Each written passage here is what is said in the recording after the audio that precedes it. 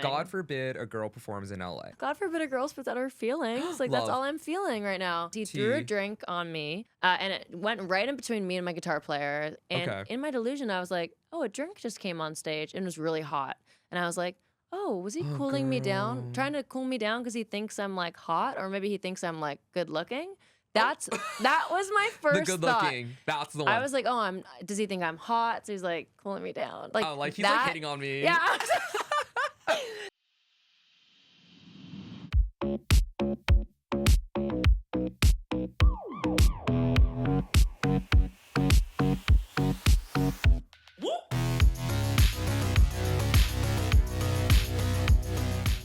Hello, Lulus, and welcome back to Delulu with Ryan Liu. Today's guestie can turn heartbreak into fucking bangers, and I'm so excited to talk to her about all of that and get into the LOLO lore. And our guest is LOLO. Hi. Thank you so much for being here. Thank you so much for having me. I love your podcast. Oh my God, thank you. I'm so excited to have you. So for all the Delulus out there who watched Leah Kate's episode, Leah actually called LOLO on the show. She didn't answer, but now she is here. Because I was filming a music video. I had a good excuse. Okay, good excuse. Not good enough for Leah, but no, good enough. It actually wasn't good enough. It's okay. You're here now. So yeah. We're going to do all the catching up that we missed out on Leah's episode. But how are you? I'm so good. I'm in the midst of this craziness Grammy week right now. Yeah, which lots is crazy. going on. Lots going on. Lots of like events and stuff. But that's so fun. Do you like going to events? I do. It's just like it's just a lot. And I recently had vocal cord surgery. Really? Yeah, because I had a vocal polyp. So I'm just getting into talking again. So it's like I just became allowed to speak again. And now it's like I'm going to like 3 events a day. And there's so much speaking. Yeah, I know. And now you're on a podcast. Now I'm on a podcast. I'm really like not taking it slow. But here we go. Okay, well, we can talk, light and low for you. Oh no, don't worry. Like this is my new voice up here because my natural voice used to be like down here. Your new voice, but my new voice is here. How do you feel about your new voice? I like it. Yeah. I think that people, well, I have to change it. Like if I'm not paying attention and like my mom calls, I could like go back to down here. But people that don't know me think it sounds normal, which is good. Yeah, I wouldn't want people to be like, anything. yeah, why are you sounding like that? So I didn't clock anything. This is how I'm supposed to sound. So are you like feeling more familiar with it now? Like how long has it been since you developed? Yeah, the new voice. Yeah, like I've been starting to try to talk since like the beginning of January. So yeah. Okay. It's relatively new, but also like comfy now. Yeah, good. I mean, like you said, I totally didn't clock that at all. And now we're gonna do a little yapping on here. Yeah. Okay, well, I want to get into all of the LOLO lore. So where is LOLO from? How did you get to LA? What's going on? So LOLO, me. I am from Toronto. Okay, yeah. I first came to LA for like a big chunk of time after I signed to APG for publishing. Thank you. Yay. Which was in 2020 at the time. Well, I signed in Christmas 2020, but it was like peak COVID. My mom's like, "There's no chance you are flying to LA right now." And it was like, it was like a peak, like we were still washing our groceries. I don't know if you guys were ever doing that in LA. I remember that, yeah. But it was really intense in Canada. Like my hair actually grew down to my ass because you couldn't get a haircut, couldn't get your nails done. My hair was so long during the pandemic too. Yes, yeah, it was crazy. So then I ended up finally going in April of 2021. Right, it lightened up. Because it lightened up, and at that point, you guys had the vaccine and we didn't. And my mom's like, go get the vaccine. I remember I took a picture of my vaccine card and everyone was like, whoa, you have a vaccine card? Like from Canada. So crazy. Because I think our prime minister just forgot to order it or something. Okay, whatever. Yeah, it's no big deal. You got it though. But I got it. You came over here and I felt really cool. But yeah, then I came to LA. I was supposed to just be for 2 weeks, but then I just loved it and I ended up staying for 3 months. Yeah. And then I was like, okay, I need to you came to live here half the time. I signed in my room on Zoom. Got it. But I came because APG was like, you need to start doing sessions and stuff. Like we want to put you in songwriting sessions. Right. And then I just loved it so much, and there was so much going on. I was meeting so many other songwriters, producers, working on my own artist projects. Doing the whole circuit. Doing the circuit, and so I was like, I have to be here. And then I didn't end up actually going home until I got my first tour, and then I was like, okay, I have to go home to rehearse. So that was the only reason I. How crazy! So you came out to LA and then you ended up just staying. Yeah, pretty much. Crazy. I still go back and forth. Yeah. You were just there, right? I was just there. Yeah, I did my right. surgery and everything there because free healthcare. Oh, let them know. Okay, so no vaccine at the time, but free healthcare. No vaccine, but free healthcare. It's you pick and choose. Right. Yeah. Okay, that's super cool. Wait, so did you sign before like blowing up on TikTok, or was it like happening at the same time? So yeah, that's actually kind of what happened. So basically, I was on. I'm so dumb because I was on TikTok literally a year before. Yeah. When it first came out, or when it first became TikTok. Right. And I remember I put up one singing video, but I was like, and I right away got a lot of likes, and I was like, oh, what is this? And no one was really using it, and I deleted the video. Why did you delete the app? it? I don't know. And then by the time it was popular again, it was more popular so for dancing and stuff. So I started dancing on it, not really getting a lot of views. I'm a terrible dancer. Same. You can scroll. My fans always will they'll do memes of me dancing. They'll remind you. Like the old videos. Gotta keep you humble. It's so embarrassing. Yeah. Absolutely. And then I started singing because that trend of like, hey there, Delilah, hey, it's Delilah, like from the other point of view. I don't know if you remember that trend. I remember that one. Yeah, so I was like, oh, I'll do this. And then instead of like 200 views, I got right away like 200,000. And I was like, oh, I guess I should be singing on this thing and not dancing. And then I realized there's tons of different songs that I could switch the point of view from and make it really depressing, which is kind of my favorite thing to write. We know. Yeah. And then I guess the head of APG saw my videos, and I conveniently also, I'm a perfectionist, and I made them rhyme and be phonetically perfect with the original, but it was the other point of view. And that detail oriented, like being that detail oriented is good though. And then so I ended up, because that's a really big skill as a songwriter, like, you know what I mean? Like being able to pay attention to that. A lot of times, like, I know a lot of songwriters are totally against this, but a lot of times at APG, they kind of like just have like beats and like a melody already done, but it's gibberish. Yes. And they just want you to put like, they're like, okay, this melody is already a hit, but like just write the lyric, but don't change the syllables. And so I guess they saw me doing that, and they were like, she can do this. Interesting. And so yeah, I signed there, and it was like literally the best thing. I love APG, and it's given me so many opportunities. So is that mainly how you write? Like you, when they'll give you a track that's like top line, and you do the lyric then? For when they're presenting to you. When they're presenting it to me like that, yeah, I'm like one of their lyric people, and they have like melody people too. But like obviously I do both.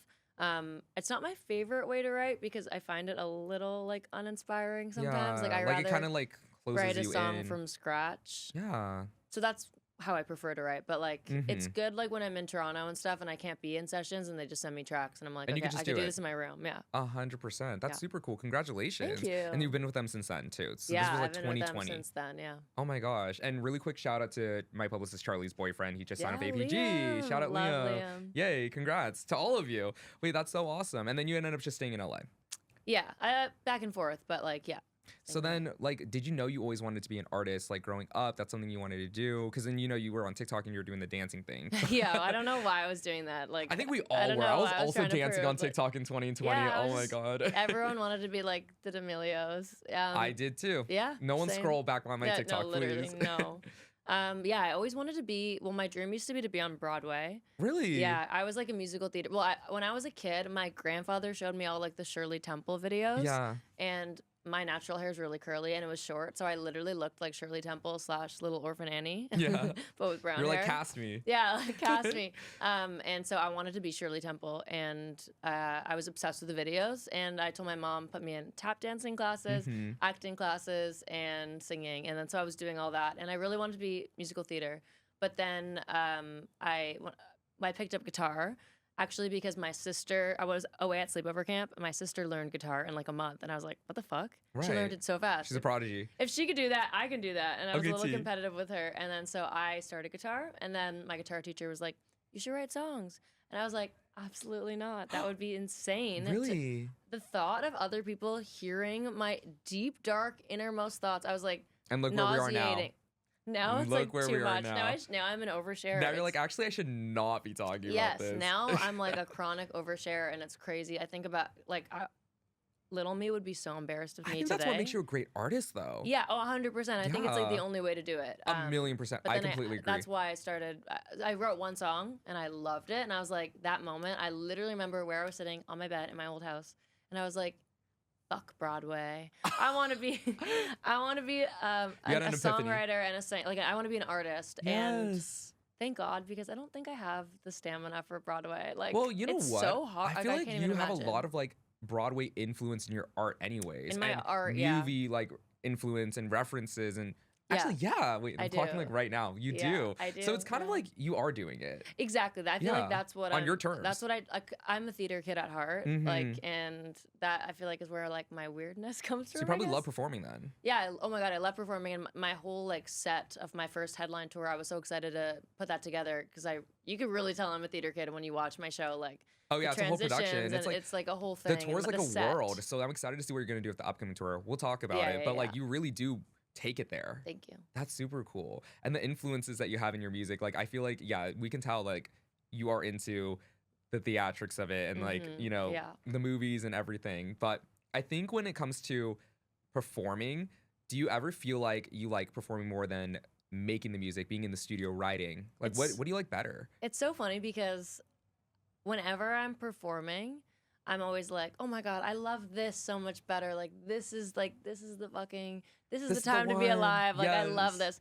And then when I'm writing and making my album, I'm always like, oh God, the thought of going on tour right now. Like, I love doing this. I love being in the studio. So you love both? Yeah, I love both. Literally during COVID, when I was first starting to write, I was getting a lot of good opportunities and stuff. And I was like, maybe I'll just be a songwriter. Like, maybe I won't be an artist. Like, and I thought about not being an artist and just going like gun ho into being a songwriter, because sometimes I feel like, because I do both for other artists and for myself. And sometimes I feel like if I just put all my energy into being an artist, maybe I'd be further in my career. And then sometimes I think maybe if I just put all my energy into being a songwriter, then I'd be further in that. And it's really hard to balance the two for sure. But at the time, I was like, oh, maybe I'll just be a songwriter. But then I got the opportunity to go on my first tour ever. And then again, I was on stage and I was like, this is amazing. Like, fuck being just a songwriter. I need to be a performer. And absolutely. Yeah. So I go back and forth. I love both equally. Follow-up question then. So between being a songwriter and being an artist, which one would you rather do right now? Like, you can only do one. Right now, I'm in my artist mode for sure. I think when I first came here, God forbid a girl wants to be an artist. Yeah, I'm in my artist mode. Yeah. And it's funny because I know that I'm like giving less time to doing songwriting and stuff. Yeah. And sometimes my publisher gets mad at me, I can tell. You've done enough for them. I'm like, you know what? Like, you're only young and hot once. I was like, I'll be a songwriter like after. Like, but I feel like.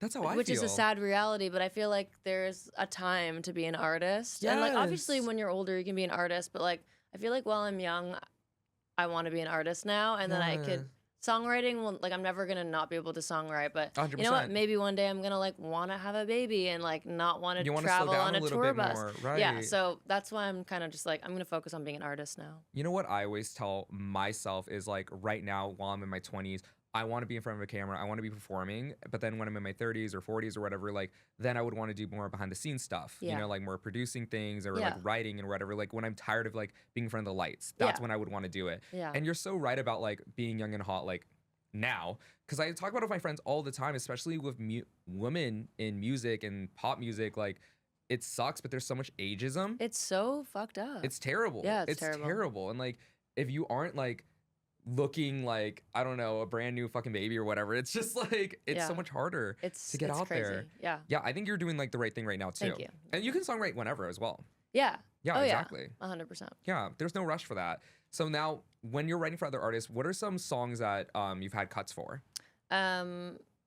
The songs I've written for Maggie Lindemann. Oh yeah, and you have a song of her. Yeah, that's how I got her on my song, because I was like writing with her and then became friends with her. Oh, T. I've written a couple songs for Ava Max. Wait, really? Yeah. Do I know any? Spot of Fake, which was one of like the new her ones. Single, Yeah, and then Skin in the Game, and these are all new ones. Yeah. And what was the other one?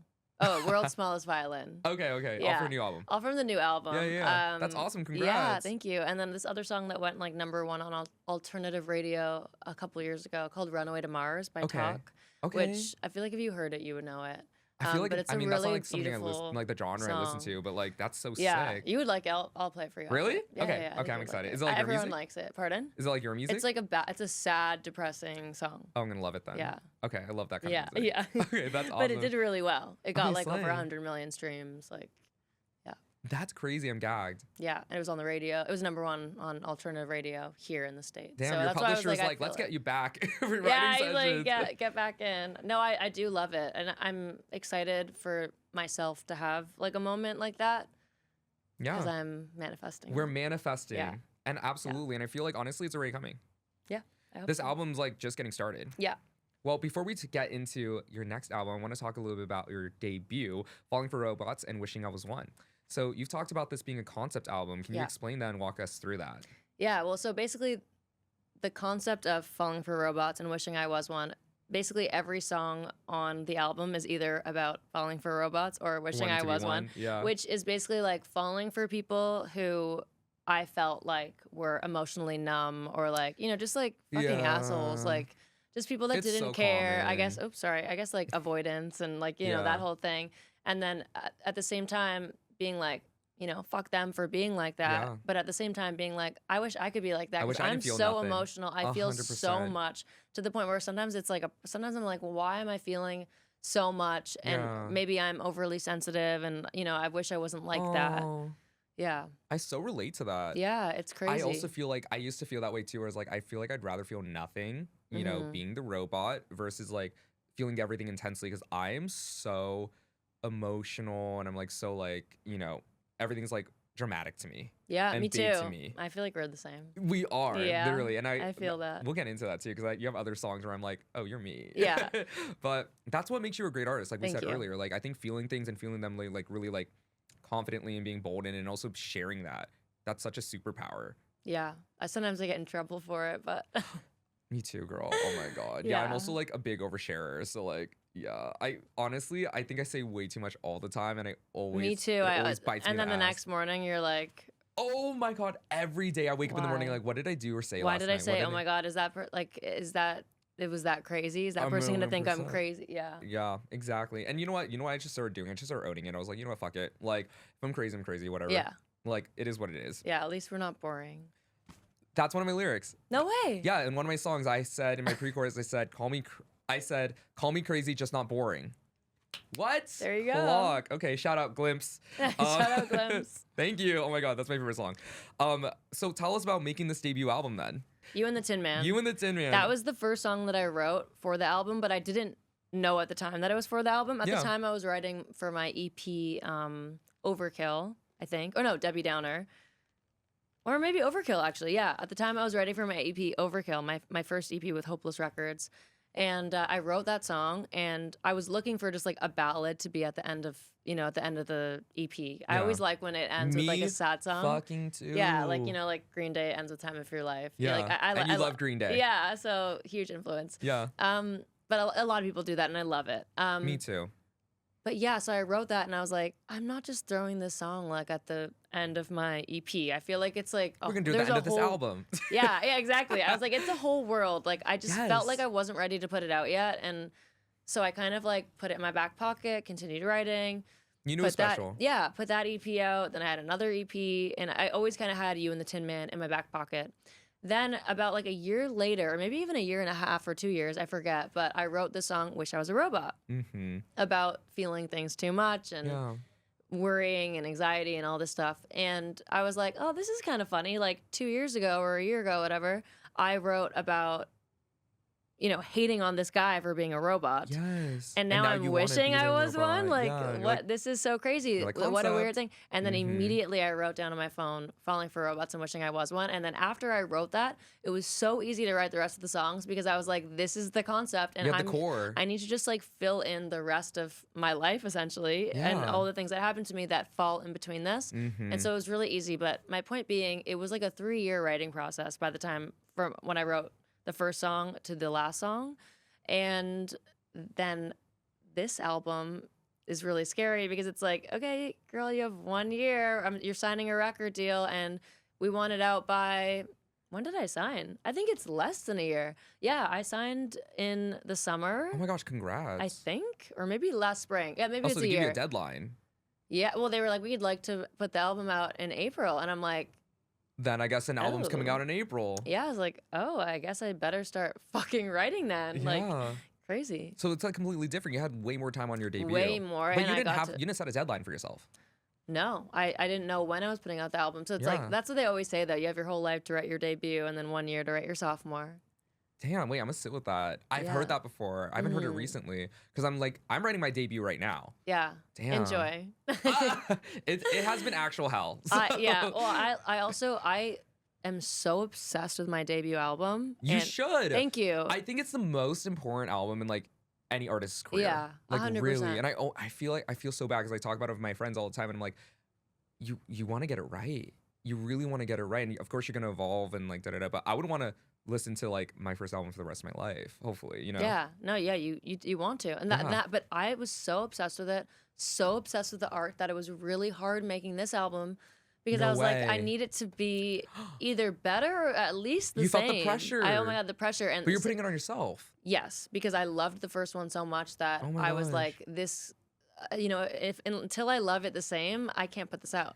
Like until I love the songs the same that I loved on the first one. And it was just also so hard because the first one was such a concept. Yeah. And the second one actually is also like the whole concept of God forbid a girl spits out her feelings, which I can explain when we talk about the album. But yes. It was harder to get there for sure, I think. And you really had less time too. Mm-hmm. And I was stressed. I wasn't stressed during my first album. And also I started having vocal issues while finishing this album. Gosh. So like this album has 13 tracks, but I wanted it to be 15, but I just like wasn't able to sing anymore.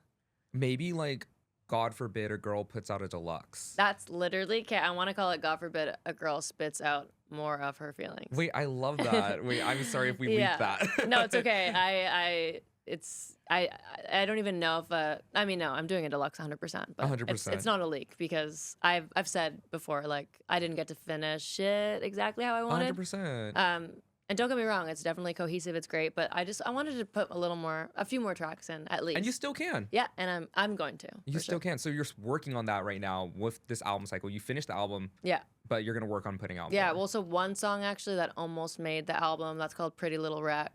I already leaked that in my Discord, so I don't care to say it. It was almost on, but I just like couldn't finish it in time because of my voice and all this stuff. And but I really wanted that song to be on the album. Would you have considered like maybe being like, hey, can we like delay it a little bit just so we can finish it? So that's exactly what I asked, but the problem is I'm going on tour. Oh, that's right. And the album needed to come out before a tour, and I couldn't delay the tour because it was already booked. So I just had this exact conversation this morning driving to set where I was talking to my manager and I was like, I want to go on this tour, but I don't think I'll have music out by then. And then he was like, we should just focus on making the music. And I was like, or if I book the tour, then I could just like force. Is it an opening slot or is it a headline? Opening. Oh, so you could do it, I think. Yeah. Well, you think so? Yeah. It'd be in June. You have no music out? Not Zero. Zero music out right now. Yeah. Can you put music out before June? I could, but then I'm scared to rush it because I'm hoping this is a debut, like a debut album, you know what I mean? So I'm like, I don't want to rush it. And that's why I was thinking, I was like, do I want to rush the art? But at the same time, it's like, I think that'd be such a good opportunity. Yeah. Well, maybe you could put out one single or something. I think I will. I think so. We're hoping May. Yeah. So between making this past album, your first album, your debut, and making this one, with these sessions for this new album, within this past year, you knew you were writing this album. Like everything you were doing was going to be towards this album. Yes and no. Some of the songs that are on the album, I wrote like a year ago, over a year ago. Mm-hmm. No, maybe a year ago. But like when I was writing for my deluxe for Falling for Robots. Yeah. And then some I just wrote in between before I was signed and then after the album. So I didn't know what it was for, but I was just like, I'm writing songs. Yeah. I mean, as an artist, you're going to be writing either way. Yeah. So, and I think you could definitely tell, like, on the album, there's a few, I think, like, so my last album, I worked all with one producer. Oh, I love that. The whole thing. Yeah, How was that I thought for it was you? great. I thought it was amazing. That's low-key my preference. Yeah, it was great because I felt like everything was really cohesive. And then this time I worked with a new producer in LA. His name's Andrew Goldstein. Amazing. And oh my God, I love Andrew. He did Bridget Mendler's album in 2012. Yes! Oh my God, huge. Every time I walk into a studio and I see Ready or Not, the plaque, I'm like, oh wait, I forgot I'm with actual royalty right now. He is so talented. That is so funny that you said the Ready or Not. a lot too, yeah. Yes. Oh my God. Yes, that's right. Yeah, he's incredible. Shout out Andrew. Yeah, shout out Andrew. Oh my gosh. But yeah, and I think you can tell which songs that I did with him and which songs that I did with my Nashville producer, Mike Robinson. Amazing. And love he did him. the first album. He did the first album, yeah. Oh my gosh. Like, I love that you're transparent about that because in my thing right now as I'm making my project is I really wanted to be cohesive and I'm having like something similar where I'm like, I was telling my team, I'm like, I feel like you can hear that these are different producers. But I think the thing is that still keeps it cohesive because I was like, I remember I sent it to my managers, everyone being like, is this cohesive? Is this cohesive? Like, just making sure. And everyone's like, you are what makes it cohesive. Your lyrics, your vibe. So it doesn't matter that it's like some songs are like softer and more like, you know, cleaner or more singer-songwriter. It's still a project though. Exactly. I really like that you're intentional about wanting it to be like a body of work because I feel like a lot of artists like throw things together. Just throw things together and you could tell it feels somewhere like a playlist versus like an album. And that's why I'm like, we need to bring back the art of albums. 100%. I stress over the track list. You know, I like listen to it and I'm like, okay, this could be here. Oh, but then that can't be here because that doesn't make sense. I like when it's like a story. I was going to say your debut album follows a story. Yeah. Oh my God. Full story. Yeah. And, yeah, I'm not really like listening to Sonics, which maybe I should be. I'm just like, what is the story? I'm just like, I need to put it in order of the story. So like you're going more from a storytelling perspective. Yeah.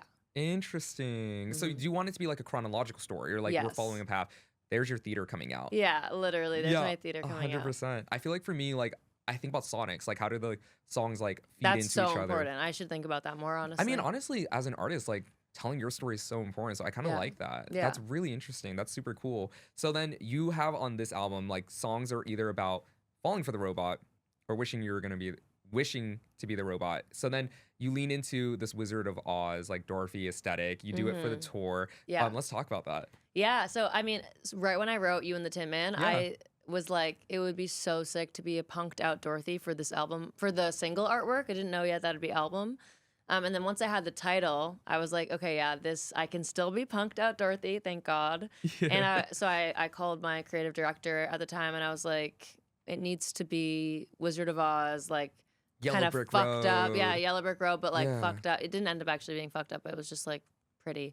I was like, but I want to be like leaning over either the Tin Man or a robot and like you nailed it. Ripping out his heart and like it's gushing blood down. And he's so you had a vision. Oh yeah. You knew what you wanted. Yeah. Oh, I knew exactly what I wanted. And he was like, I got you. And y'all did it. He killed it. Yeah, he killed it. Literally, like, people were like, is this AI? And I'm like, no, he just fucking killed it. No, like, we did that. Yeah, we did that. It was Photoshop for sure. I was actually leaning over this really weird, like, 2 metal boxes with, like, a mannequin head. It was so you were acting. It was so creepy. And then he turned it into a robot with Photoshop. So sick. But on my tour, I have he recreated the robot, and like his eyes are the lights, and it's really cute. We call him Lobot. That's hilarious. Yeah, I fucking love that. For this coming tour, we basically like yassified Lobot. We're putting like cheetah vinyl on top of him, so he like fits this album. Oh, the new one because of the packaging of the new album. Yeah, it has like cheetah on it, like cheetah print. You're still keeping and referencing your debut. Yeah, because that's the thing. Like when I'm now in the process of building my new headline show. Yeah. And I'm like, I still need to have elements of like the old album and stuff. Of course, you're gonna be performing that exactly. too. I'm gonna be performing that. So I'm like, how do I make this whole world still exist? I think I'm gonna have like a transition. Then I'll do like a little chunk of like the old album. So I was like, I need to still have Lobot. He's like part of my brand. 1,000,000%. Like, who else carries around a robot with them? LOLO. Yeah. I love that you're like so deep into the visuals because I think that's so important for artists too. I think like I always tell people like you're gonna see an artist before you hear them, you know? So I really like that like you take it seriously. Yeah. So with the first tour you had, it felt like Broadway, to be honest. You know what I mean? Tell us about that tour. It was literally amazing. I had so much anxiety for that tour because, I was an opener so many times, and I never did a headline tour. And it was your first headlining. Yeah, and I was like, what if no one buys tickets? That's such a scary thought. It's so scary because it's like when you're the opener, there's no pressure. No pressure. They're not here to see me. That's why I was I'm not here to sell tickets. Exactly. I'm just here. They're already expecting me to not be good. Like they just want to see the person that they're there for. They're getting their drinks. Yeah, when exactly. you're singing. So all I have to do is exceed their expectations a little bit, and then they'll be happy. You know, as an opener, no pressure. No pressure. But then as headline, so much pressure. But so much more fun because everyone's there for you. But anyways, we put the tour on sale. I started with Europe and UK, and literally like it all sold out so quick. Oh my God, congrats. That I had to like upgrade the venues. I upgraded the London venue twice and it sold out. So we could have upgraded it again. Yeah. And then I was like, oh, okay, I have confidence now because it went so well. And this is your tour now. Like, you can design the set, you can figure out what you want to do, and like you have so much more creative control over that. Yeah, so it was so much fun. The audiences were crazy. I've never experienced anything like that because, again, as the opener, even though there's no pressure, it's like a lot of people standing like. Yeah, and honestly, you see it, right? Yeah, you see it, and I don't like no hate to them because for me, when I'm like watching something for the first time and analyzing it, I'm also like. And even I've seen someone that's so good, and I'm just like, oh my God, they're amazing. But I'm standing like this.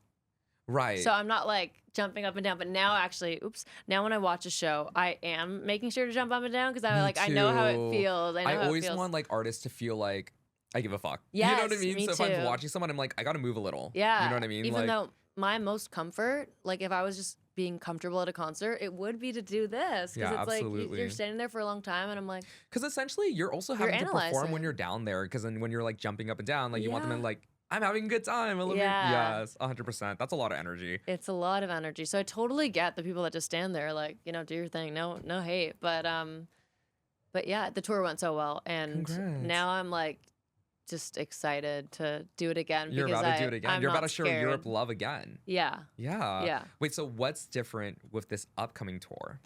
Well, the rooms are way bigger, which is crazy. Congrats. Like, the room I put on sale for my first London show, for instance, was 150. And this time I'm doing 1,500 capacity. What a fucking upgrade. It's insane. Well, because that's crazy. Yeah, and it doesn't really make sense. Like my label sent it to me and I was like, what? Okay. And they were like, well, you sold it out twice last time. And so I ended up doing 500 last time instead of 150. Yeah. But I was like, okay, let's do it go again. up 1,000 people. I hope yeah. they come. But it's selling really well so far. So absolutely. Everyone go see LOLO on tour. So you're doing Europe. Fly to London. Yeah. I'm going to do other territories as well, but I haven't announced it yet. Ooh, because we're still planning it. And just like. I want to see you in LA. Yes, you will this year. 100%. Yay. Yeah, it's happening. God forbid a girl performs in LA. Yes. Literally. That's such a good album title, by the way. Thank you. I'm excited to get to it. But with the tour, like, you know how you built this like world for your first headlining tour? With this upcoming one, like, have you started like thinking about what that one's gonna look like? Is it gonna be in the world of God forbid a girl spits out her feelings? Yeah. So, but I like the whole thing about even just like designing the album artwork for this. It's like I was like, okay, well, I don't want to do another movie because then I'm just gonna be like the movie girl. Oh, but I want it to be like a world, like a LOLO world that is still like whimsical and over exaggerated and. So yeah, I'm designing the set right now with my creative director, and we're figuring things out. But yeah, Lobot for sure is still coming. Love. And then we're figuring it out. I mean, I can't do so much like craziness because like 1,500 is the biggest room, but most of the rooms are like 500 to 800. Yeah. But then some of the rooms are still like the places that like I've never done a headline in Prague or whatever, so it's like 300. Right. No, the show does not change, but the design, like sometimes you can't hang your banner, like if it's a smaller room and stuff, yeah. Right. You're working with the size of the venue. Yeah, so it's kind of hard, especially when I am having such a scalable, like one night it's 300, one night it's 1,500. It's like, okay, I have to figure out a set that will adapt. Yeah, so figuring that out. So for the set list, do you think you're going to be able to perform like the songs that didn't make the initial track listing for the upcoming album? Do you think they're going to be ready by then? They might be ready by then, but I probably won't play them only because I already like when you said set list, I was like, I'm stressing about the set list. Because, because you hear a lot about how like the sequencing of things too. Yeah, and you have to do 2 projects now. Yeah, like even last tour, I was like, oh my God, I'm not playing this song. How can I not? And I performed for like an hour and a half, and I remember my MD was like, you don't need to do an hour and a half. Like at your level, like it's a long show. Yeah. And I'm like, but fans I want to get love that. Yeah. I love it when my favorite artists do long shows. Like do longer shows. Yeah. Absolutely. So we thank I you. ended up cutting stuff even still to make it 150. So then I'm like, or 130, and I'm like, how is this gonna be same time? But I have a whole new album. You have another project to put in there. So I'm just like, what do I cut? Luckily, I do like a VIP where I do an acoustic performance of like songs that aren't on the set list. Oh, so that's for smart. people, I like that. Yeah, because I just like. I feel gotta bad. give the girls what they want. Yeah, I want to give people what they want, 100%. and I hate when people are upset. I was kind of thinking. I saw one of my friends did in her set, like she had a wheel of like all her old songs, and she had like someone spin it, and like Oh, yeah. So every night they would do a different old song. Yeah. Sabrina Carpenter kind of did that with her covers. I think Sabrina Carpenter had something similar too. Yeah.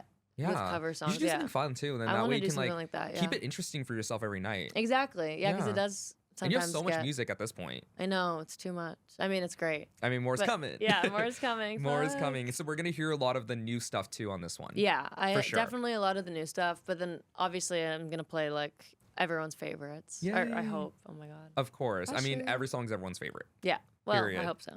Well, I want to talk about this. God forbid a girl talks about her upcoming album. Let's talk about the new album. Well, I love the album cover. I was telling you before the show, like, it's so stunning. Like, can you walk us through it? Also, you had the spike choker in it. Yeah. Was that uncomfortable? Because I saw in one of the assets you were like laying on your side. I was like, oh, girl. Yeah. You know what? It wasn't uncomfortable. Really? It was just so heavy. I think I have this like really weird, like, I don't know if it's like OCD or like slightly a sensory thing. 100%. I get that. I don't like after a while wearing a lot of stuff on my neck. I can't wear turtlenecks. I start to gag. I get it. It feels suffocating. I start gagging. It's 100%. Really weird. Same with jewelry. I start gagging. You committed for the cover art. Yeah, I committed. But yeah, for the cover art. So I really liked the idea of the Princess and the Pea because basically the story of Princess and the Pea is that like they find out she's a princess because she can feel even like the tiniest pea under 20 mattresses, i.e. she's super sensitive. And oh my God, you're a genius. Yeah, so I was like, because you're on a bunch of mattresses. Exactly. So it's like the Princess and the Pea because like I'm also super sensitive and I feel things more than the average person would feel them. Yeah. And I felt like it was kind of a continuation of like my first album where I'm wishing to be a robot and I'm wishing to be numb. Yeah. Because at the end of that album, I feel like I said this on my headline tour too, like at the end of the show, I say like, you know what, I wanted to be numb, but like the whole reason, like the whole point of life is to feel things and like we're feeling this together and you're human. And we're human and that's 100%. The whole point is that we're human and we feel things. And so I kind of took that into this album artwork, kind of being like the opposite of being numb. And now I'm embracing that I not only feel things, but I feel every little thing, even like the tiniest pea under a mattress. 100%. So I'm kind of like the Princess and the Pea because I'm we're both sensitive. Wait, I'm so happy we talked about the album cover because like I just thought it was stunning. Oh my God, thank you. But I'm like, wait, that's so much intention. Yeah.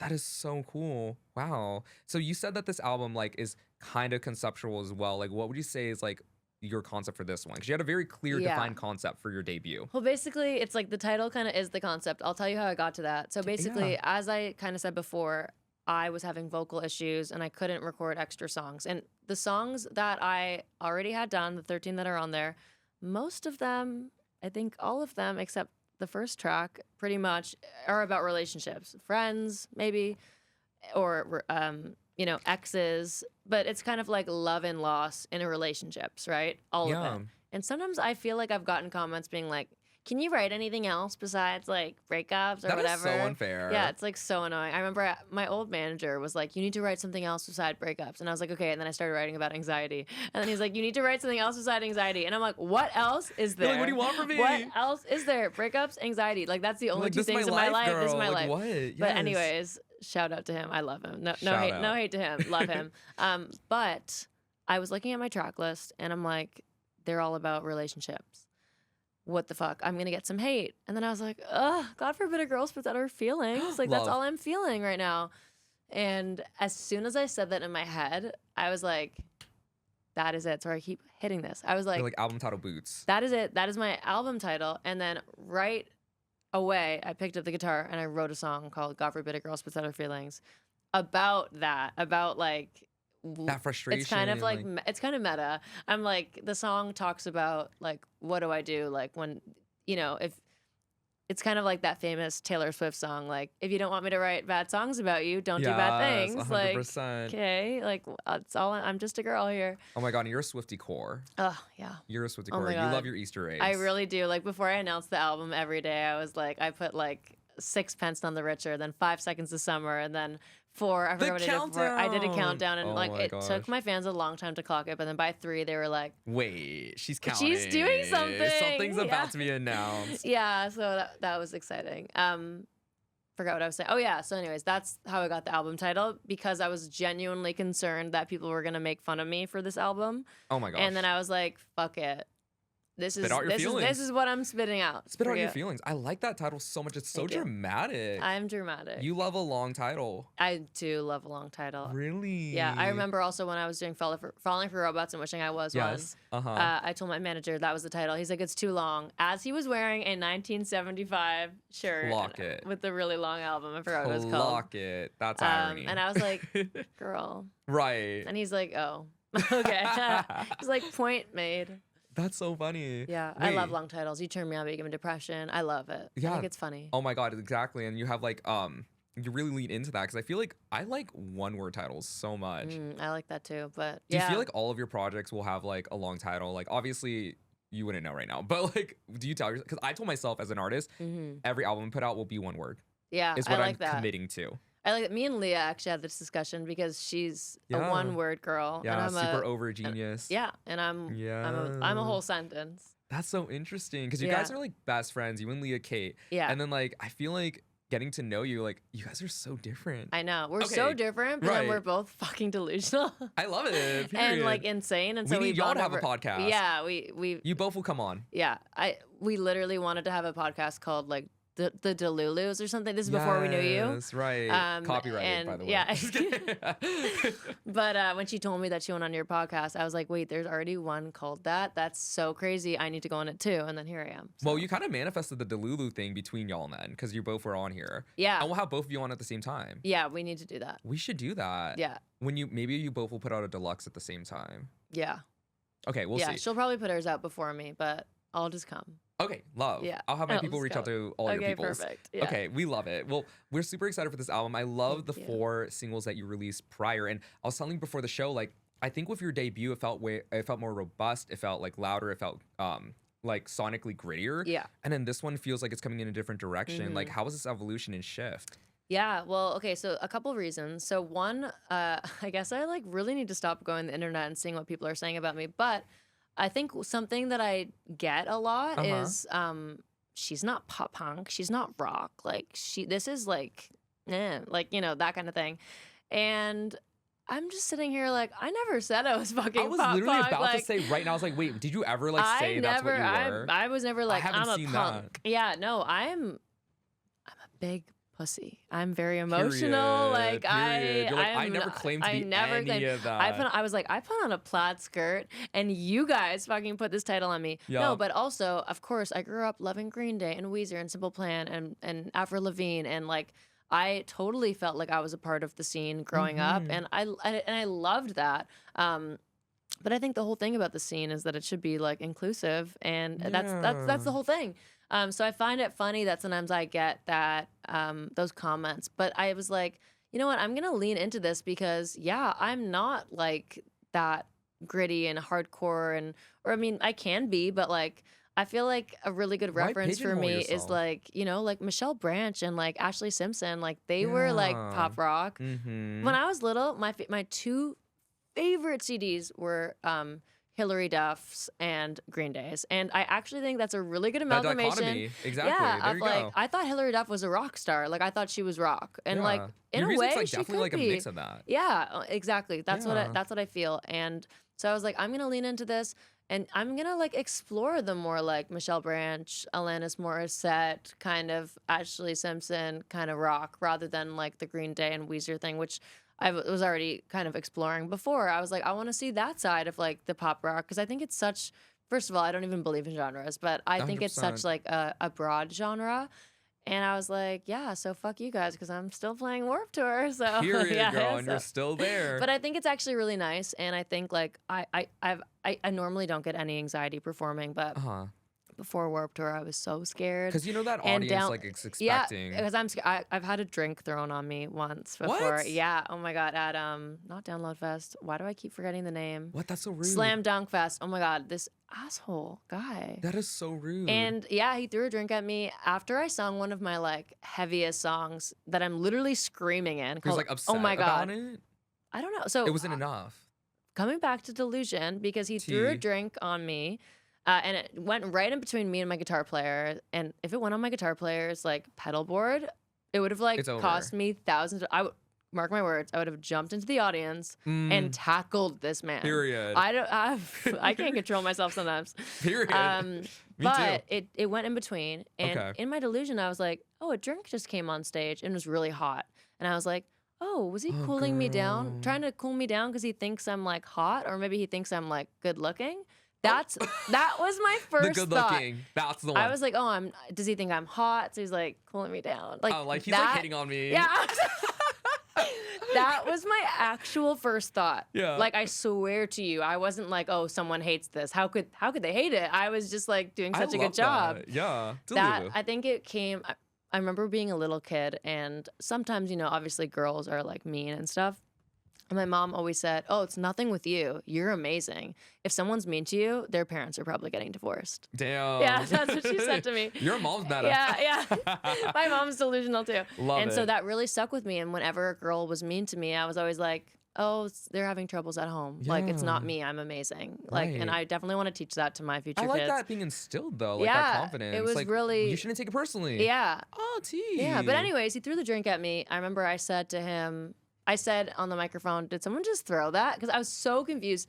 Yeah. And he's like, I did. You fucking suck. That's what he said to me. And I was like, did anyone in the crowd like beat him up? So basically, I don't even want to get back into this because like, whatever. But I basically made a comment. Oh, it's okay. Verbally abusing him on stage. I was like, I said something about like that. I asked him why he was so upset. I was like, is it because I was like you must have show. Yeah, I was like, I'm sorry, like what upset you so much? Like, have you never had your dick sucked before or something? I said something like that. Yes. And then I was like, I said something along the lines of like, I would never suck your dick and I love sucking dick or something like that. And the whole crowd, I know it's like so inappropriate. My dad texted me after like, why, Lauren, why? But the whole crowd erupted in laughter and everyone started booing him, and his friends that he was with like pushed him away, and he got totally, and it's funny because that day I had 0 press booked, and I got off stage and every other artist that I looked up to, whatever, came up to me and like gave me a high five. They're like, that was so fucking funny that you said that. That's so And then every single press outlet there that day wanted to talk to me about my comment. Oh my god. And I was like, oh my god, my dad's gonna see this though. And then it ended up being taped, and then that video blew up and it got me 30,000 Instagram followers. Girl, that's crazy. Yeah, my mom always says sex sells. Oh my god, period. Yeah, and then I remember my dad texting me being like, I'm so happy you like verbally abused that guy that was mean to you. Yeah. But did you have to say that? Oh, see. It's okay. Like, did you have to say that? You know and I was what? like, the Dad, publicity was worth it. Yeah, honestly, it was just, I don't know why in my head I just said that, because I think I actually met Billy Joe Armstrong one day. Okay. And he told me that he got actual. No, he didn't see it. Okay. We were talking, and we were talking just about the industry or whatever, and he told me that he like got actual human shit thrown at him one day at I think it was at Woodstock or something. I don't remember that. Like, yeah, people were like throwing shit at Green Day, and people, even Simple Plan, I've talked about it, but like they have in their documentary, people like peed in a bottle and threw it on stage. Like, people are crazy. Okay, so it's kind of a rite of passage then. Yeah, so he told me that people threw shit at him because they weren't like punk rock enough, and I remember that really stuck with me. And I said to myself, if they're gonna throw shit at Green Day for not being punk rock, I'm getting shit thrown at me one day, it better not be real human shit, but it's gonna be something. I think that's like bioterrorism. Yeah, actually. Well, that was the 90s, I guess. But sometimes I would like stay awake in bed and think of like, if someone threw something at me, what would I say? And I always thought. Was this before they threw the drink at you? This is before, yeah, before. So I was always like, sometimes if I couldn't fall asleep, I was like, oh, what would I say? It would be funny if I said something about like sucking dick or something. There. Yeah. Oh, and you're ready to go. Yeah. So I kind of like knew I wanted to say that, but I was really, when he said you fucking suck, my heart did start beating. It did affect me. I was upset.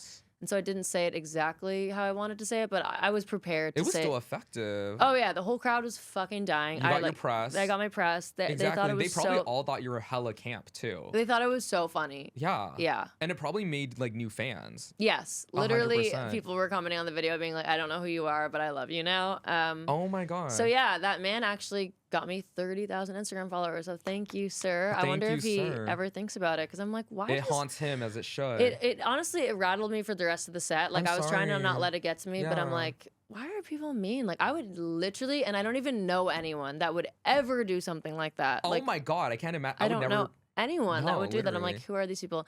But that brings me to my point where I was really nervous for Warped Tour and Download Fest and stuff like because that. you remembered that, and then Yeah, because I'm always scared that like They're gonna think you're not. I'm too pop for punk or whatever. And that's bullshit. yeah, but what I've learned, because I was gonna go into like this past summer, I did all these festivals, these hardcore, like literally I was on like metal festivals, and I'm like singing like, you turn me on but you give me depression. Period.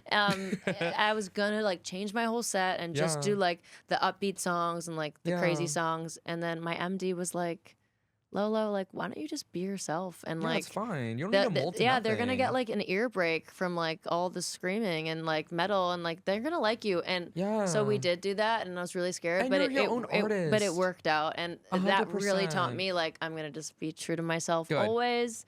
If they don't like it, they can throw a blue slushie at me, Period, and you'll get more press. not poo. And then you'll get more press. And I'll get more press, and I'll, 100%. now I really have things in the back of my mind to say. So, but you know what? Oh, so you're ready I'm now. so ready, but like, don't throw things at me. But if you do, Yeah, I please. am gonna make you into a viral TikTok. You're gonna be part of her career growth. So Yeah, so we'll see. Okay. you decide. So honestly, few Sorry, that was a things- tangent. Not at all. That's a really interesting story, actually.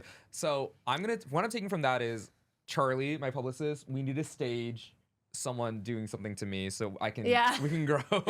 People thought it was staged. People at the festival after they asked me, was that real? And I was Mine like, would be staged. I wouldn't handle it if that actually happened like to me and I didn't expect it. I'd be so rattled. yeah, I was really rattled, I'd but be I so kept it rattled. going. But I was really upset. And you know what? Your co-client Bailey Spin, like she was talking about how like people don't think she's rock enough. You Yeah. know what I mean? It's- Like what? people's perception of just music is People are such like so annoying. it's like it's so like what's it called? It's like such a club. It's like you have to be. You're not enough. And it's like, girl, it's just music. Like, Yeah, let's music is supposed to be about like universal, like just, everyone 1,000,000%. And feel I think these it's like feelings. the artist, right? Like, I feel like especially like women artists get so much Oh more. my god, don't even get me started. It's so like unfair and unfortunate. You know what I mean? Like, I Mhm. can't believe.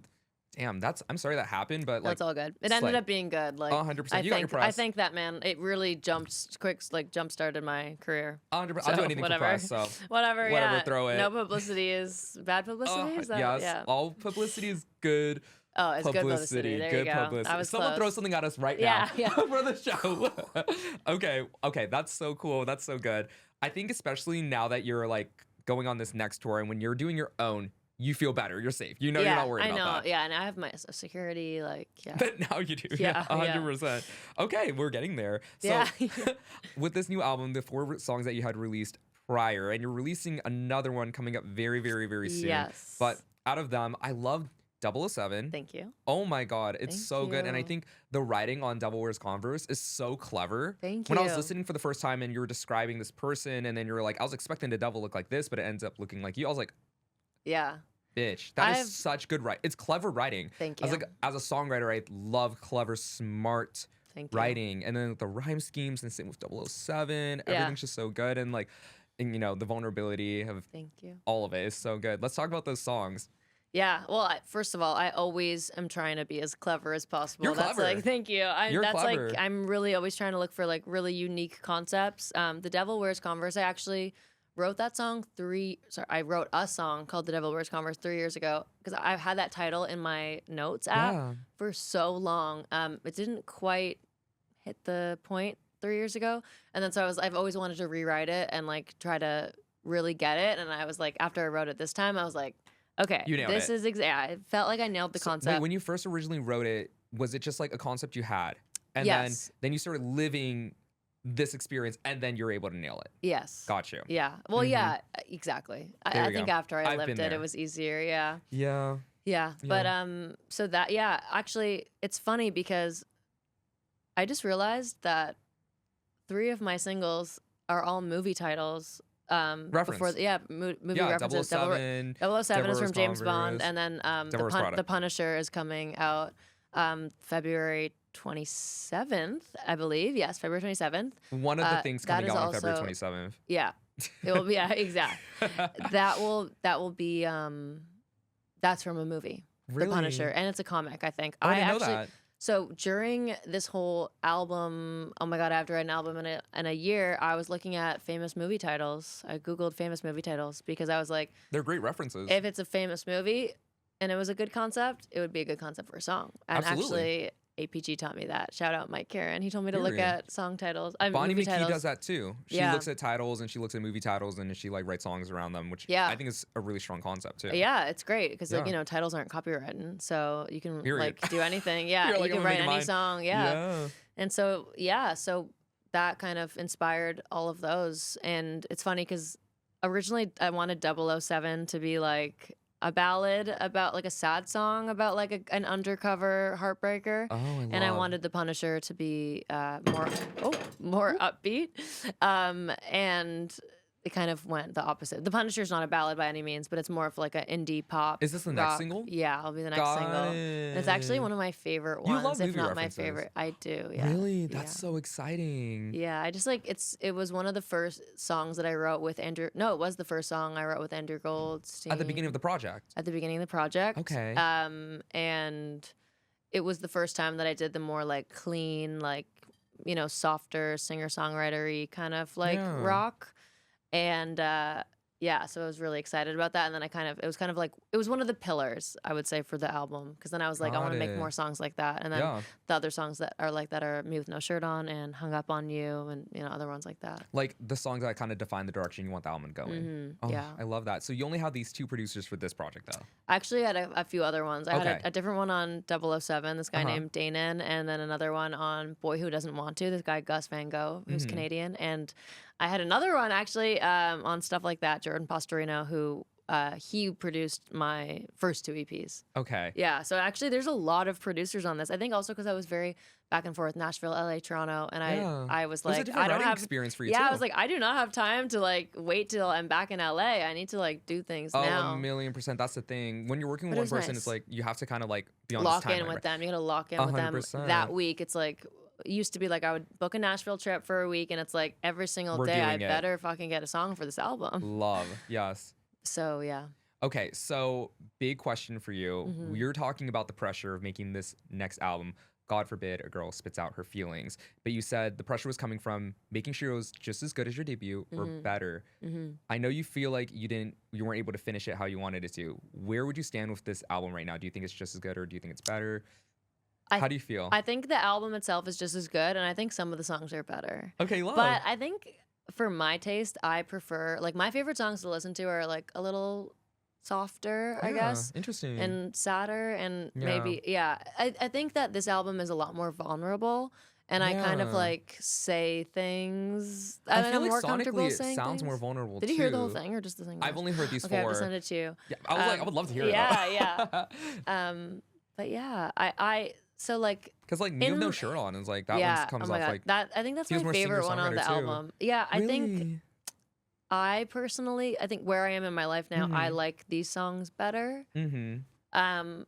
But then it's like some songs in the old one will always have like Hot Girls in Hell is just like my favorite song ever. I mean, that's completely fair though. You should love all your work. I love that you love all your work too. Yeah. It always breaks my heart when an artist is like, I hate my debut album, I hate my first project. Oh my God, that's which really is also sad. completely fair. Like as you're figuring out like your direction and your sound. Yeah. And, like, I put out like my very first EP that I haven't even talked about or consider it my first EP called Sweater Collection. Do not look it up.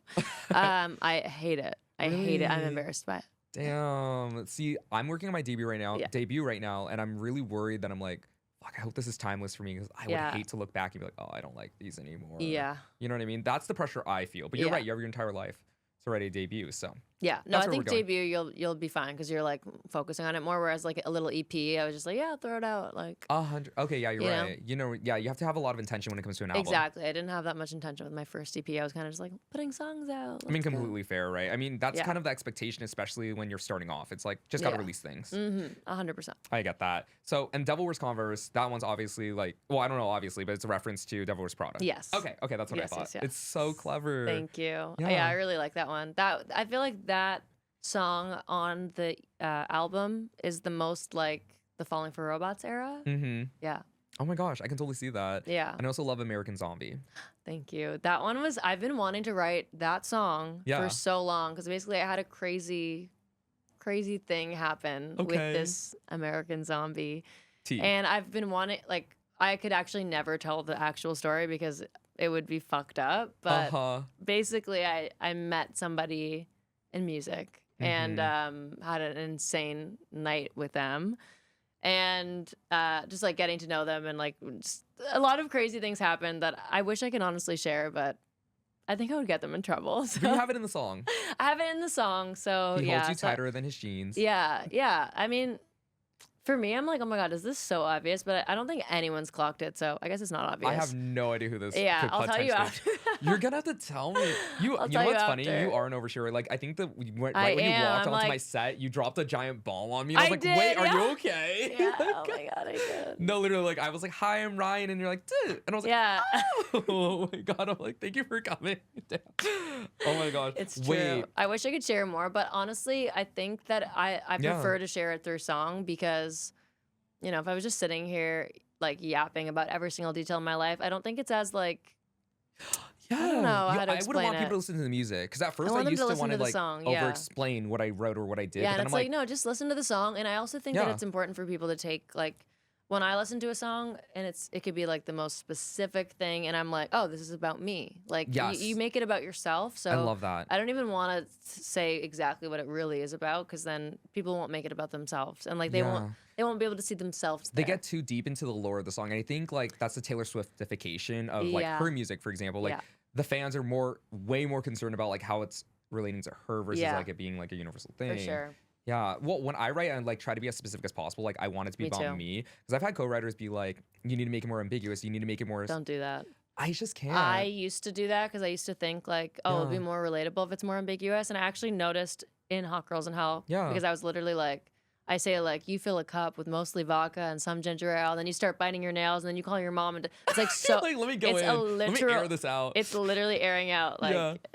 The subject of the song is like, everyone's gonna know it's about me. Like, fuck. They always be saying that. I'm like, no one even knows who you are. Like, let's start there. No one knows. Literally. And literally, I remember after that, so specific. That verse is so specific, and everyone was like, you wrote this about me. This to a T. This happened, and da da da. And I'm like, isn't that so uncanny? Oh, okay. Yeah, but then I found it's your experience. Yeah, but we all have shared experiences. They relate, 100%. and then I find when there's less detail, it's harder for someone to relate because it's just like ambiguous. So you don't really put yourself in that. Yeah, 100%. So that's when I realized that like the more specific, the better. Yeah, and the more relatable, which is you wouldn't think. I completely agree because I think my favorite songs are the ones where the lyrics are so specific. They're talking about an experience, a person, like they're describing it so deeply. And I'm like, these are my favorite. Me too. These are my favorite. Me too. I think for me, when I write, like I always say, like, I don't want this to be relatable. I want it to be about me. Yeah. It's about my experience about this person. Like, I'm not trying to make it relatable, but like exactly what you said, I find that people end up relating and they end up like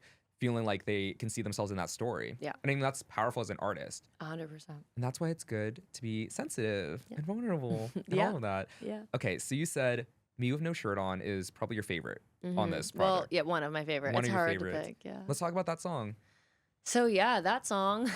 I mean, another one my dad right off loves. The title, and then right when you open the verse, like, just being in your underwear, like you're going there. You paint a picture. I wrote the idea for it literally while waiting for a reply to a sexy pic. Okay, love. And it's funny because I actually did get a reply. I do get the reply about like an hour later. Okay, good. But the whole song was kind of like born and waiting for the reply. It's funny because people are commenting like, "There's no way they didn't reply." It's like, yeah, they replied, but the song is they didn't reply. And I think that in the song time in between. Yeah, I think that the song is so cool because it's taking such a specific moment of like such a specific thing. Yep, very. But it is just talking about the feeling of realizing that the person that once liked you, you can tell they don't feel the same anymore. Losing interest. And it's just like that broad thing of the pain of how when you can tell someone's losing interest in you. Yeah. But I put it in such a specific moment, and I think that's really cool. And I've been trying to write like that more. I have a couple other songs on the album that are like very specific. It's like one specific moment, and I'm making this whole fucking thing about it. And that goes back to the like the Princess and the Pea thing of like 100%. making a big deal out of a little tiny thing. I'd be a little dramatic, so I completely get it. You're writing for girls like me. Yeah, so like, exactly. Thank you. Yeah. I really like that though. And I feel like it's such a vulnerable thing, like to talk about that. Cause like you said, it's a specific instance. And then also that realization, also very universal. Yeah. And devastating. Yeah. Yes. Yeah, it's funny because like I was like, oh my god, I hope it's not just like relatable to like girls sending nudes. And I also like, by the way, it's so much deeper than that. Don't send nudes. It's a terrible idea. Yeah, terrible idea. If anything, only to your boyfriend or girlfriend. But just don't send it. It's a terrible idea. Like I'm like, I don't want to be the person that's like promoting sending nudes. Don't do that. I never took that song as that. Okay, I never took good. That song I was like, took it as vulnerable. Yeah, because I don't want it to be that. Reflecting on feelings. But then I feel like so many like straight guys are just like, I'm fucking vibing to this song. And there's no way that they're sending pictures of their tits because they don't have tits. Right. But it's just the universal feeling of realizing someone's losing interest in you. Yeah, and that's so scary. Yeah. And that's such a real thing too. And to experience that, like I think you captured it so well in that. Thank Especially just like with the imagery and like obviously like the premise of it. But it's like that's a vulnerable thing to start with. Yeah. You know? Yeah. And then detaching from that feeling and all of it. I'm so excited for this entire project. Thank you. So Punisher is coming out. You said this one's probably definitely your favorite. Punisher and Me with No Shirt On and Lobotomy and You, I think, are my like top 3 in terms of just like the ones that really hit me in the feels. Yeah. Yeah. Wait, when did you end up finishing the album? You said you had a year to do it. Like when was it turned in, mastered, done? It was turned in I think October 2nd or something. Okay, so you've been living with these songs for a while now. I've been living with them, yeah. So I'm kind of like keep going back and forth on my favorites. Now I'm just like Dumbest Girl in the World is also kind of my favorite. You're like, actually, I really love all of them. I think I kind of love all of them. There's As a few. You should. Yeah. Wait, how many songs did you make for the project? Because you ended up with 13. Yeah, I probably made like 20. Okay. And then I was like, and some of them are going to go on the deluxe. Some of them are going to go on the deluxe for sure. And then some I'm like, I don't like this anymore. That's fair. Yeah. There's happens. So many that just go in the toilet. It happens. Yeah. Oh my gosh. Well, we're so excited for the album. Thank you. And then I think being vulnerable and sharing everything, like, I think being able to tap into like your diaries and your mind, I love like, I'm nosy as fuck. So, like, same. I love hearing. That's so good. We're excited. Yeah, thank you. Okay, so you gave really good advice about not sending nudes. We agree. We're not sending nudes. But nudes. I want to know what advice you have for some of the Delulu besties. They submitted some questions. Oh. And we're going to give our advice on it. So this is WWADGD, What Would a Delulu Girl Do? And Lolo and I are going to give our Delulu advice on what we think you should do. Oh my God. Okay, so this is Delulu advice. This is like advice I would give Leah. Okay, yes. Okay, yeah. It is advice you would give Leah. Let's go with that. I love it. Okay, so first question from Anonymous Bestie. I'm way more into my boyfriend than he's into me. What should I do? Ugh, this is so hard because my mom always says the guy, your boyfriend should be more into you. Yes. And honestly, it should be a turnoff if someone's not into you. Like, yeah, like why are you not obsessed? If you're not obsessed with me, that's a What's turnoff. going on? Like you don't care. Yeah, I think so. But I get that sometimes I think people want what they can't have, and that will make them want them more. But I think that you need to, like, honestly, I just started therapy, and we're talking about self-worth and self-respect. Yes. And I think, like, you need to have self-respect and self-worth. And, like, if you're more obsessed with him, no. Like, you just, like, ghost him or something. Got it. That's or, like, good advice. Take a step back. Like, I mean, this is so playing games, but what I would do in this situation is I'd probably, like, I'd stop texting. I would like pretend that I'm just not into him. Game. Yes. Yeah, but let really, them chase you. That healthy decision is probably like break up with him, I guess. But you probably don't want to because you're obsessed with him. Totally. But I think the main thing is you should be turned off if someone's not obsessed with you. Yeah, big red flag. Big red flag. 1,000,000%. Yeah, and you deserve someone to be obsessed with you. Yeah, that's a really good answer. Not Delulu at all. Okay. I think I would play a game. Yeah. I think I'd be like, I can make them obsessed with me. Yeah. I can get them really into me. I think that's what I would do. Yeah. Okay. Well, yours is a lot better and more healed. So let's go with yours. Because I started therapy, honestly. We have another anonymous bestie asking, I was really into this guy at first, but I'm losing interest. Should I ghost him? Okay, well, in this situation, I think don't ghost. But it depends. Like, are you dating? Are you just talking? But I think that, like, I don't believe in ghosting. Really? I Full love stop. Oh, ghosting. really? I'm a big ghoster. I think that like you could just be like a little dry and they'll get the hint. And then I guess if they Ew. don't get the hint, I've once said to someone like, I'm so sorry, I'm not interested. And it was really hard. That's Well, so uncomfortable though. it wasn't hard because they were such an asshole. I went on Oh. one date with this guy and he was oh my God. Yeah, hurt his feelings. I couldn't believe he even asked for a second one because it went so poorly. And normally I can like act and pretend that the date's going well. But I was so turned off by him that I was silent. I was like, You're like, I don't even want put it. energy into pretending. I can't. Like normally I would put energy and I would make them have the best time ever, which is honestly probably bad too. But I don't want it to be awkward at the time. Mm-hmm. But yeah, if you're losing interest, I think it's nicer to just like cut it off rather than like give them false hope. Yeah. So either ghost or just like fade out, or if you have the, the balls to say like, I'm not really feeling this anymore, then say it. Yeah. Even though they might get offended. I think the best thing to do is scared too. Yeah, I think the best thing is confrontational, but I think with men, I'm like, yeah. not like. I think just start acting dry or like, I'm busy, Yeah. I'm busy. Can we hang out? I'm busy. So like a soft ghost. A soft ghost. Soft And ghost. normal people will get the hint, I think. Okay, I like that. That's actually good. Because I they'll would be just straight up they'll be ghost. turned off that they're not into you, that you're not into them. You would think, but remember the first question. Yeah. Oh. It kind of relates to the first question. Imagine these are two. Really? They're the two people. How they're asking about each other. Yeah. That's so funny. Well, they're all fans of Delulu, so I wouldn't be surprised. Yeah. Okay, period. Okay, we have a last question here. So, Okay. I'm really into this guy. Do you think it would take like a genius for them to know that? I mean, it depends. It depends how you're acting. I feel like when I'm into someone, it does not take a genius. Or we're like quoting Leah here. When I was like, wait, did you catch that reference? Yeah. Oh, I did. Okay, yeah. I wasn't sure if you were doing it on purpose or not. Yeah. Okay, yeah. I was like, wait, maybe she's actually. Oh yeah, no. I clocked Okay, that, you but I clocked was it. like, I didn't know if it was on purpose. Yes. That was my question. Okay, yeah. I think it shouldn't take a genius. It shouldn't take a genius. Yeah. I love that. Shouldn't. Okay, period. I think kind of same. I'm like super obvious when I like someone. Yeah. Oh my God. Yeah. Right. Yeah. Okay. Love that. Well, what is your most Delulu take? What would you say is the most delusional thing you think? I think the most delusional thing I think is that just like everything is gonna work out for me always. That's not even delusional, and everything does work out. Sometimes Someone you have throws a drink at you, you go viral. Yeah. Sometimes you have to be delusional because You have to. Because otherwise, like, you can't cope with like anything less. No, you can't. I think. Especially in this industry and the career you want and the things that you do and being a performer, you have to be delusional. Yeah. To want it, and you have to be delusional to make it happen. Yeah, exactly. You 100%. really have to be. And Yes.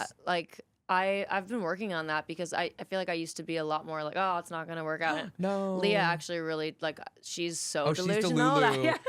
Leah she's Delulu. so delusional that and she makes it happen for herself, and I think she does. that's something that I've really that I really respect about her, and that I've taken upon myself to being that. Like, for instance, speaking of Grammy Week, like last year there was this party. The Universal party is like one of the best parties, and everyone wants to go to it, and we weren't invited because we're not on Universal, so it makes sense, right?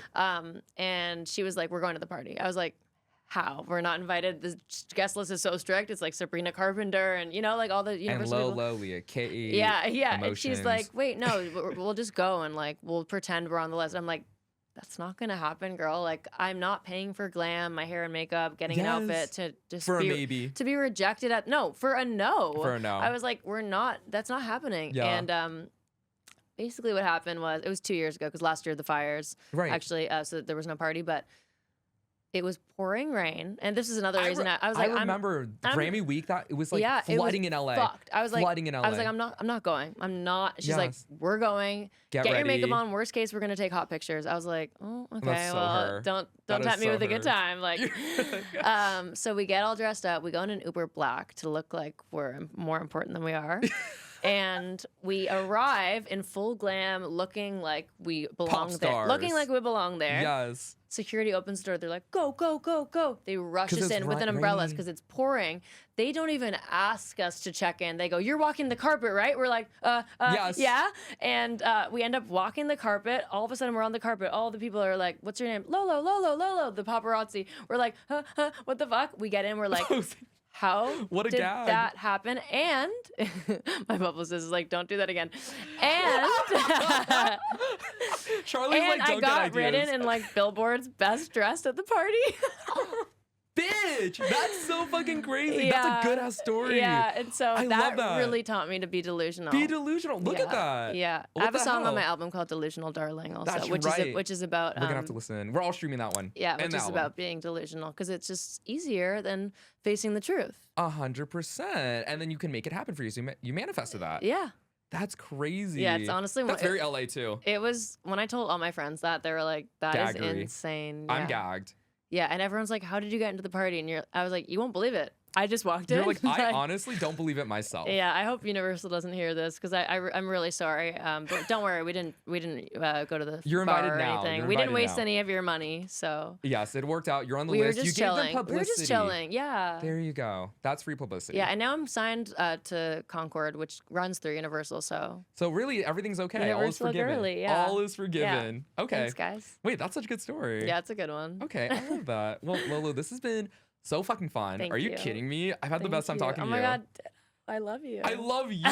You're so fun. I need you to come back, and then also Leah needs to come on let's too. do a panel. Yeah. We need to. Well, we close out every show by manifesting together. Is there anything you want to speak into existence here on Delulu right now? Ooh, I'm gonna speak into existence that my album is gonna do amazing. Yes, already done. Get some viral songs on there, Already and done. that every tour I put tickets on sale to will sell out. It's already selling out. Yeah, so and it I'm needs to manifesting happen. that you're gonna do a US leg of your tour. Well, I I wanna see you know in that's LA. happening. So. Oh, okay. There you go. Being delusional works. Yeah. Period. Okay, I'm claiming that. Yeah. Yay. I'm gonna go to the LA show. Yes, please. I'll put you on the list. Oh my god, you don't have to. I'll buy a ticket. No. I'm really into supporting. I'll buy a ticket. But I'm excited to see you. Yeah, I'm excited to see Yay. you. Well, this was so fucking amazing, and you have to come back. You're obviously gonna bring Leah. We were supposed to call her, but I know we never did. It's okay. You'll catch has a personal training session now, anyway. you're gonna see her after this, anyways. Yeah. So Yeah, you'll yeah, tell her yeah. all about it. Yeah. But thank you so much to all the Delulu besties for watching this episode. And this was your healthy dose of Delulu. So now you can go live your true Lulu. Bestie Lolo, where can the besties find you? They can find me on Instagram at Lolo, LOLO, or on X, TikTok, or wherever else as Lolo Pop Girl. That's LOLOPOPGURL. And her sophomore album, God Forbid a Girl Spits Out Her Feelings, is coming out on April 17th. 4 songs are out now. Punisher is coming out super soon, and we're streaming. So please find her on Spotify, watch all the videos, do all the things. She is such an incredible artist. She is touring Europe very soon as well, and more touring coming up. So check out Lolo there. And guys, if you love this episode, please follow the podcast on Spotify and rate the show 5 stars for us. If you do, Lolo and I will not throw water on you. I was going to say, come make out with you. But yeah, I don't know why I was thinking that. Wait. We will make I'll out do with it. everyone that rates it 5 stars. 100%, 1,000,000%. And if you rated anything less than 5, we're throwing a blue slushie on you. There you go. And then you might go viral. So Yeah. just rate it 5 stars, Yeah. please. Don't ask And hit the questions. bell button to be notified of every new episode every Delulu Thursday. And if you want more of this podcast, please join my Past as Besties at the top of my page. And you can find me, Ryan, at emotions, E_MO_TIONS across all platforms, and the exclusive podcast account at Delulu BFF. Thank you guys so much for watching, guys. Stay Delulu.